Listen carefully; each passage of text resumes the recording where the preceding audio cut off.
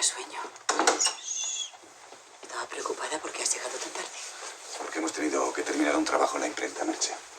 Y luego la gente se ha quedado comentando el discurso de Carrero. Que, por cierto, dice que le van a hacer presidente. ¿Ah, sí? ¿Y Franco? Pues Franco detrás vigilando, Merche, que para eso es caudillo, que es más que presidente. Por cierto, ¿te han pagado la extraordinaria?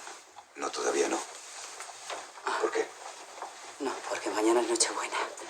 Bueno, no pasa nada. Sacaré dinero del banco y ya está. Yo es que también he tenido que pagar la extraordinaria en la tienda. Bueno, andamos un poco justos. Desde luego que tienes que dejar de fumar, ¿eh? Un día te va a dar un telele.